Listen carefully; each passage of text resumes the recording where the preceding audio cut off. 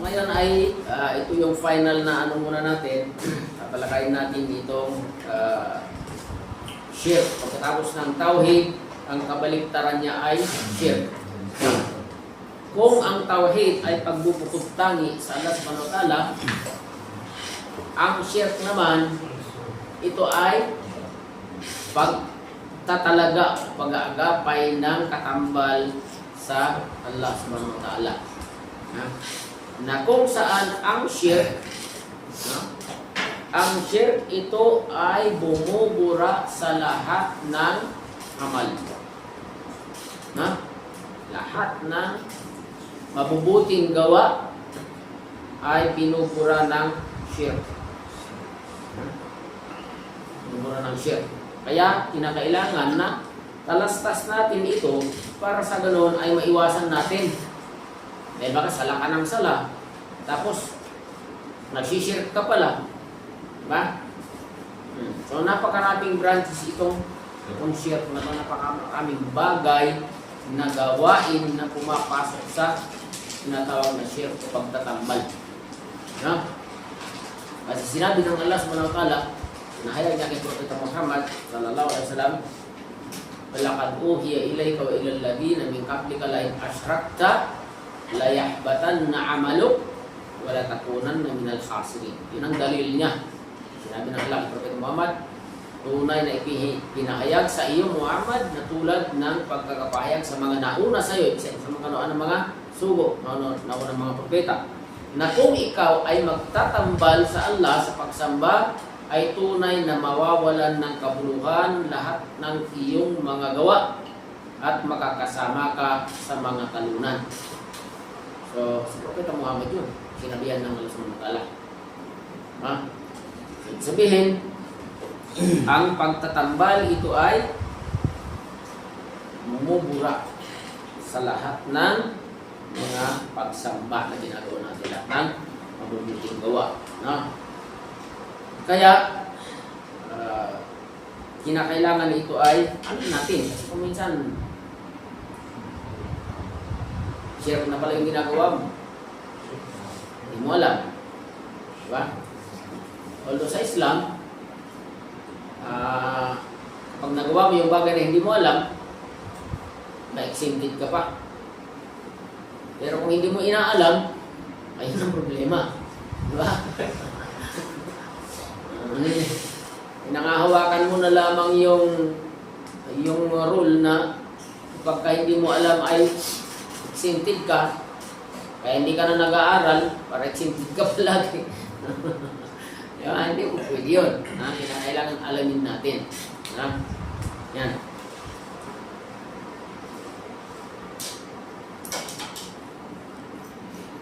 So,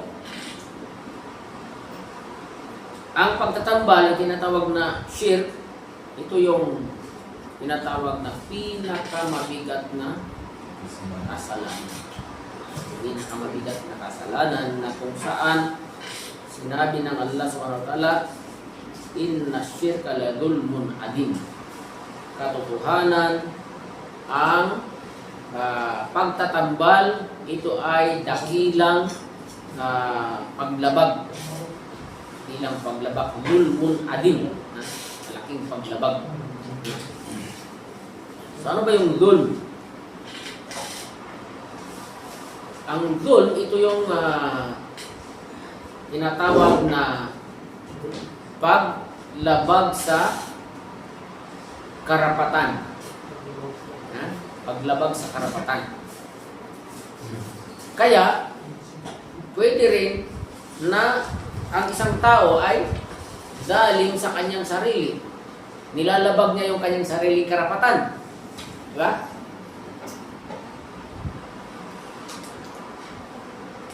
So, tinawag ito na dhulmun adim dahil ang nilalabag dito, unang-una, ay yung karapatan ng Allah na siya lamang ang karapat dapat na sambahin. Yun ang hak ng Allah, yun ang karapatan ng Allah. So yun ang nilalabag mo. So yun ang pinakadakilang karapatan. Na kung saan tayo ay magkakaroon ng karapatan sa Allah subhanahu wa ta'ala kapag ibinigay natin yung karapatan niya.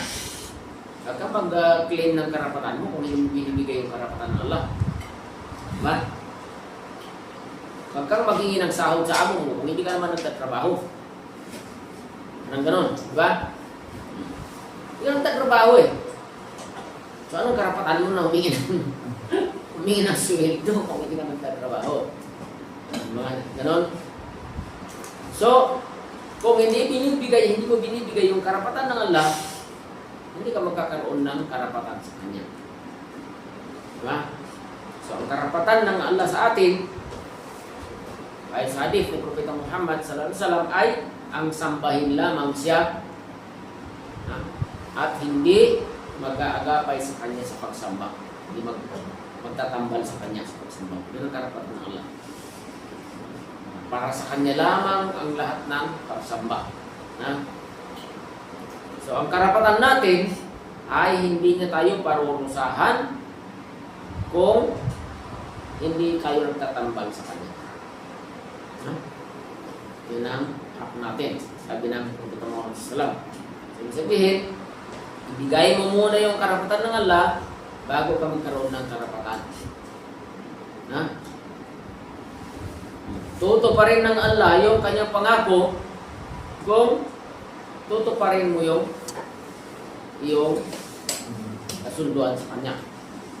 Na siya lamang ang yung sasambahin. Diba? Kasi sinaksihan mo na walang ibang tunay na Diyos dapat sambahin maliban sa Allah. So dapat yun ang gawin mo. Siya lamang ang sasambahin mo. Diba? Yan.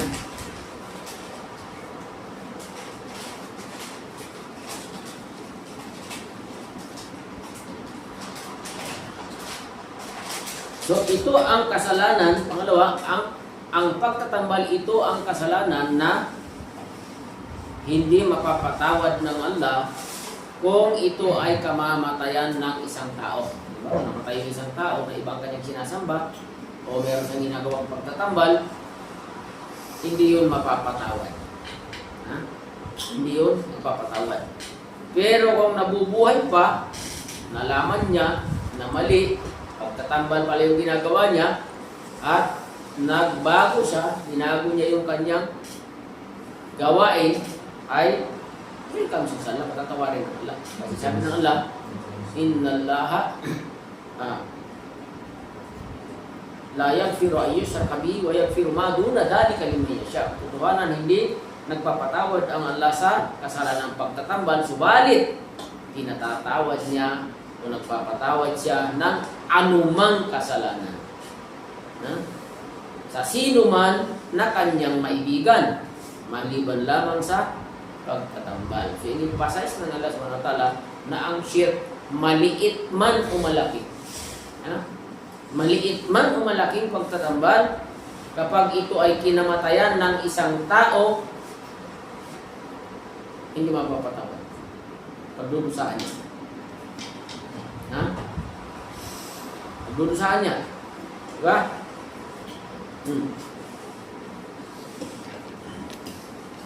Sa isang talata sinabi ng Allah subhanahu wa ta'ala, ito ang dahilan ng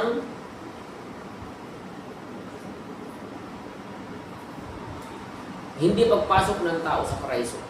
Ito ang dahilan ng pananatili ng tao sa impyerno. Yung pagtatambal. Sabi ng Allah, innahu may yushrik billah faqad harramallahu alayhi al-jannah. Sapagkat sinuman ang magtatambal sa Allah o nagtatambal sa Allah ay tunay na ipinagbawal sa kanya ang paraiso. Sabihin, nagtatambal ka sa Allah, bawal sa iyo ang paraiso. Kapag namatay ka na nagtatambal sa Allah, totally wala na. Wala nang chance. Anong pagkakataon? Kaya nga sabi ito, innahum may yushrik billah. Ang sino man na nagtatambal sa Allah, ay tunay na ipinagbawal sa kanya ang paraiso. Sabihin, habang nagtatambal ka sa Allah, ng malaking pagtatambal ay ipinagbawal sa iyo ang paraiso. Pero kapag ka nagsisi ka, tinuwid mo yung pagsamba mo, liwasan mo yung pagtatambal, mawawala yung pagiging bawal sa iyo ang paraiso.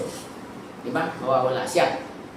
Magiging halal na ulit sa iyo yung paraiso, magpasok sa paraiso. Pero kapag ka namatay na, yung isang tao, kinamatayan niya yung gawain pagtatambal, yun na yun, sinasabi na, sanhi ng kanyang pananatili sa impyerno. Sabi ng Allah subhanahu wa ta'ala, wa ma'wahun nar, wa ma'alidhalimin min ansar. At ang kanyang magiging tahanan ay impyernong apoy at walang makakatulong sa mga taong mga mapaglabag, mga abusado ng karapatan. Yan. So yun ang magiging epekto sa atin ng pagtatambal. Ha?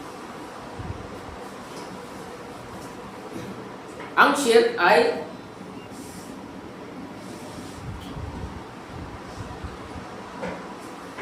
ito ang matindi dito, no?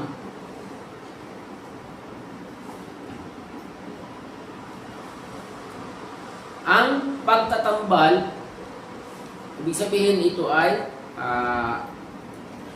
pagkawala sa pananampalatayang Islam, no? At pagkakabilang ka sa mga tinatawag na mga hindi nananampalataya, magtatambal ka. So,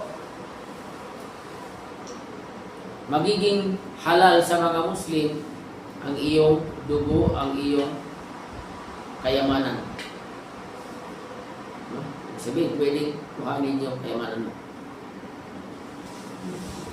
Pwede kang mapatay na wala silang kasalanan. Kaganon.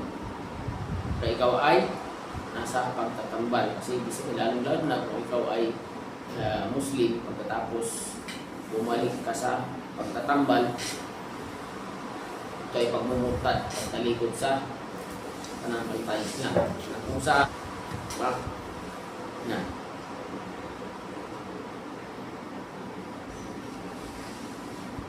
So, ang pagtatambal ay nahahati sa dalawa. Ano yun? Ano yung dalawang klase ng pagtatambal? Pagtatambal ka doon sa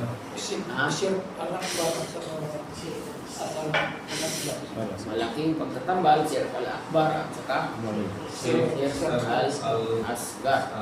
Sa ibang mga pantas, tatlo. Mayroong tinatawag na Shirk al-Kafi. Yung tago na pagtatambal na kung saan pati yung gumagawa ay hindi niya namamalayan. Yung tinatawag na Shirk al-Kafi, yun ang isa sa mga uri ng shirk, pagtatambal. Pero sa ibang mga pantas ay dalawa lang. Kasi yung Shirk al-Akbar, pwede siyang magkaroon ng kafif. Ibig sabihin, pwedeng yung isang musyrik nagtatambal sa Allah, ay pwede niya rin itago yung kanyang pagtatambal. Pwede niya rin itago. Saka yung maliit na pagtatambal, pwede rin na itinatago ng isang tao yung kanyang pagtatambal. Pero sa iba, tatlo. Iba yung kafi. Kung saan i-describe nila na ang Shirk al-Kafi ay katulad ng paggapang ng isang langgam na itim sa ilalim ng batong itim sa gitna ng dilim. Hirap. Diba? Hirap makita. Talagang tagong-tago. Ang tago talaga siya. Kaya kung minsan, pati yung gumagawa, hindi niya napapansin. Merong isang example, mga ulama, kasi lang isang example, isang kwento ng isang tao na nagsasala, masipag siya. Talagang ano siya, mahafidus salah. At palagi siya nakapwesto doon mismo sa first row, sa likod ng imam mismo. Doon siya talagang palagi nakapwesto. Isang beses, sa hindi inaasahang pagkakataon, na-late siya. Na-late. Punta sa likod. Likod na siya. So, nung nandun na siya nagsasala sa likod, nakaramdam siya na parang nahihiya siya. Dahil nasa likod siya. Parang lagi siya nandun sa unahan. Napunta siya sa likod, parang nahihiya. Doon niya na-realize na yung pagpupwesto niya doon sa first row ay mayroong shirk na kasama na nakatago. So, nalaman lamang niya nung napunta siya sa likod. Doon lamang niya nalaman na mayroong palang shirk yung kanyang ginagawa. Yan ang example niya. Tagong-tago. Pati siya mismo na nakakaano ay hindi niya napapansin. Hindi niya napapansin na mayroon palang shirk na nakaagapay, nakakibat doon sa kanyang samba. Yun ang tinatawag na shirk al-kafi. So, gano'n pa man, papasok din sa shirk al-asgar, yung tinatawag na Yung shirk al-asgar, sir, at namatay ang isang tao na gumagawa ng shirk al-asgar. Ay, shirk al-asgar. Tama. Pwede ba siya makapasok sa paraiso? ang shirk al-asgar ay hindi, ito talaga natin, hindi ito magbabawal sa tao na makapasok sa paraiso. Pero, tulad ng sa isang aya na sinabi natin na ito ay mawawalan ng kabuluhan ang iyong ginawang pagsamba. Yan ang pagkakaiba. Ang shirk al-asgar, kung saan ka nagkaroon ng pagtatambal na shirk, yun lamang ang mawawalan ng bisa, mawalan ng halaga. Halimbawa, nagsala ka ay may halong pagtatambal, magpapakitang tao. Yung sala mo na yan, counted, wala. Imbis na reward ang makuha mo doon ay palusa. Pero yun lang sana na yun. Sa susunod ay hindi sabihin talagang ikhlas yung sala mo, hindi mapintuan. Pero yung shirk al-akbar, lahat ay mabubura. Shirk al-akbar. Kaya malaman din natin kung ano itong mga malalaking pagtatambal. No? So yun ang unang uri ay yung shirk al-akbar. Sabi na nga, وَيَعْبُدُونَ مِنْ دُونِ اللَّهِ مَا لَا يَضُرُّهُمْ وَلَا يَنْفَعُهُمْ وَيَقُولُونَ هَؤُلَاءِ شُفَعَاؤُنَا عِنْدَ اللَّهِ. Sila itong mga nagtatambal ay sila ay sumasamba sa iba bukod pa sa Allah na hindi naman nakakapagbigay sa kanila ng kapakinabangan o pinsala. Kung sinasamba nila, wala naman maidudulot sa kanila na kabutihan o pinsala ng Allah na Ta'ala.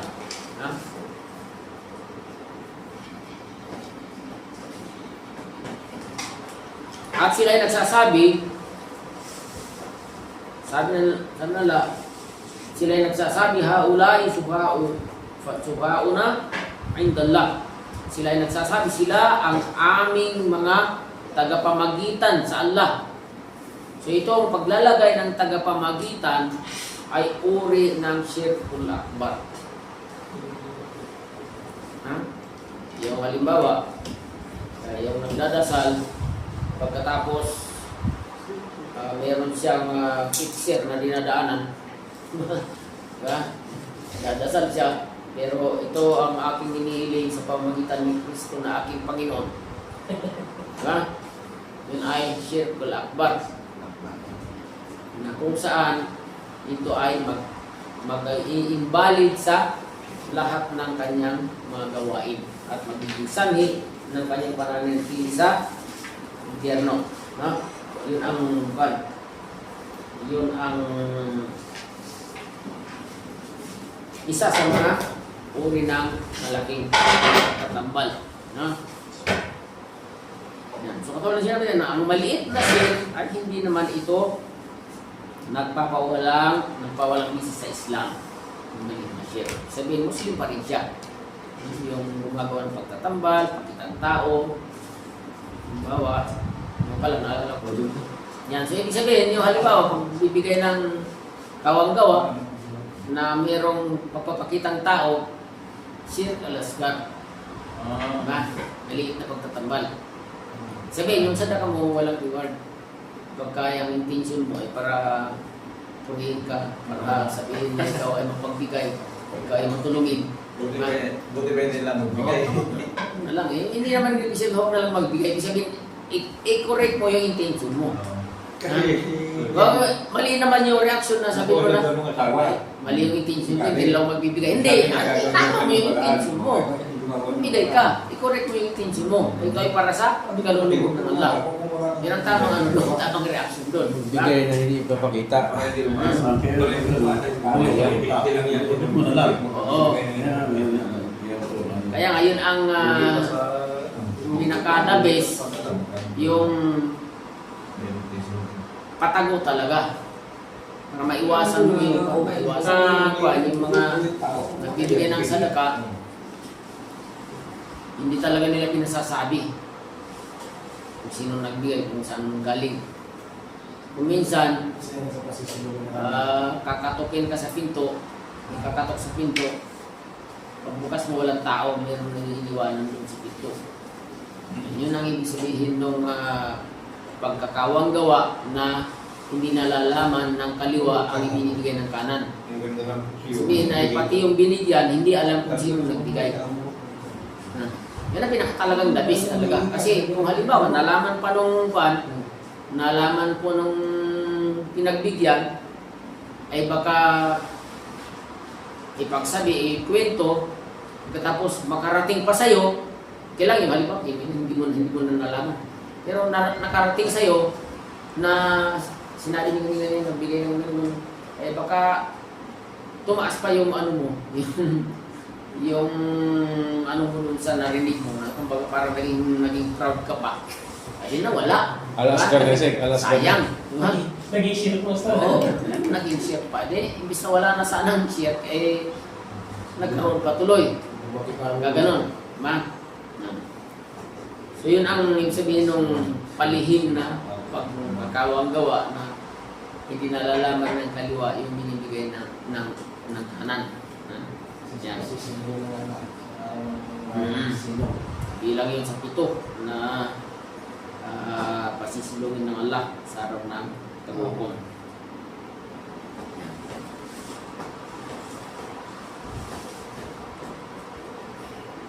So, yung shirk na maliit na pagtatambal ay katulad sinabi natin ay mayroon din siyang dalawang kategory, no? Dalawang kategory. Maliit na shirk. Yung shirk na lamtad at saka tago. Sabihin meron siyang pwede siyang maging lamtad, pwede siyang maging tago.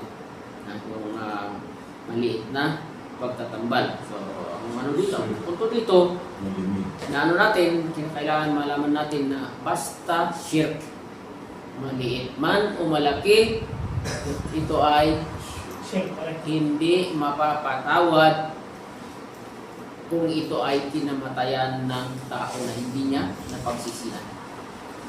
Pero pag napagsisihan ng tao, sabi ng Allah, sabi niya, innallaha qul ya ibadi alladhina asrafu ala anfusihim la taqnatu min rahmatillah innallaha yaghfiru dhunuba jami'a.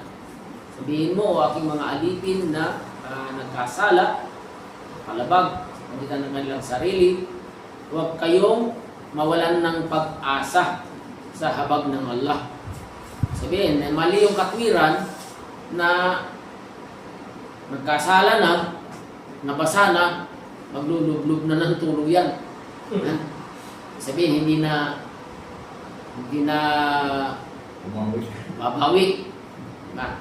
Mali. Sabi nga, huwag kayong mawalan ng pag-asa. Kasi kahit anong laki ng nagawa mong kasalanan, walang ibang solusyon kung hindi ang paghingi ng kapatawaran. Huwag kayong mawalan, sabi ng Allah sa ng pag-asa. Innallaha yaghfirud dunuba jami'an. Ito, yung sa isang talata, hindi niya patatawarin yung shirk. Sa isang talata, patatawarin niya ang lahat ng kasalanan. So, paano mo ito i-reconcile yung dalawang talata? Diba? Sabihin, dito sa isang talata, kapag kinamatayan ng isang tao ang shirk, ang pagtatambal, wala nang kapatawaran. Kung maliit na shirk, parurusahan ka talaga sa kabilang buhay. Kung malaking shirk, doon ka na talaga sa impyerno. So, pagkailaman. Kinamatayan mo. Dito sa isang talata, ibig sabihin, habang nabubuhay ka pa, huwag ka mawalan ng pag-asa. Hindi sinasabi na habang may buhay, may pag-asa. Ibig sabihin, humingi ka na ng tawad habang nabubuhay ka pa.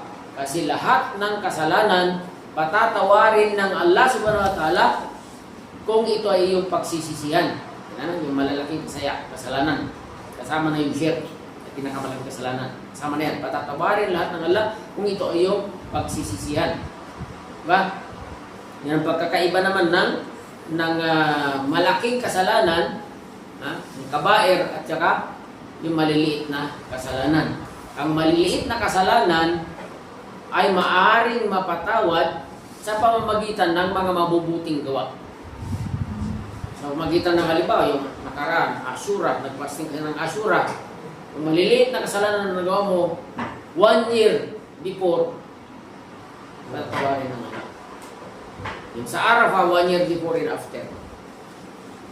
Yung pagsasala ng 5 beses sa loob na isang araw, bumubura sa lahat ng mga kasalanan sa pagitan ng mga ito. Yung maliit na kasalanan. Yari yung malaking kasalanan, hindi mo talaga ng kapatawaran kahit na hindi shirk yan. Hindi yan, basta patatawarin ng Allah kung hindi mo hindi ng kapatawaran. Lalo na yung may kinalaman sa karapatan ng iyong kapwa-tao. Meron kang inagrabyado na iyong kapwa-tao. Hindi yan basta-basta mapapatawad. Kinakailangan nito ay pagsisiyan mo, arigluin mo yung tao, humingi ng tawad sa Allah subhanahu wa ta'ala. Pero itong pagtatambal, yung shirk, pagka ito ay kinamatayan mo, kung maliit na shirk, pananagutan mo talaga yan. Pero hindi magiging sanhi ng pananatili sa impyerno magpakilanman, hindi sanhi na ikaw ay mawala sa Islam. No? Pero yung malaki ay sanhi ng pananatili ng tao sa impyerno, sanhi ng pagkawala ng isang tao sa pananampalatayang Islam. Sabi ng Propeta Muhammad sallallahu alaihi wasallam, isang hadith, ang higit na aking pinangangambahan para sa inyo o kinatatakot para sa inyo, sabi ng Propeta Muhammad sallallahu alaihi wasallam, ay ang mga maliliit na shirk. Sila ay nagsabi, sugo ng Allah. At ano po ang maliliit na shirk? Sinabi niya, ang pagpapakitang tao. Arbiya, yung pagpapakitang tao, yun ay maliit na pagtatambal. Ibig sabihin, ito ay pumapasok sa tinatawag ng mga gawain. Ano yung mga gawain? Yan.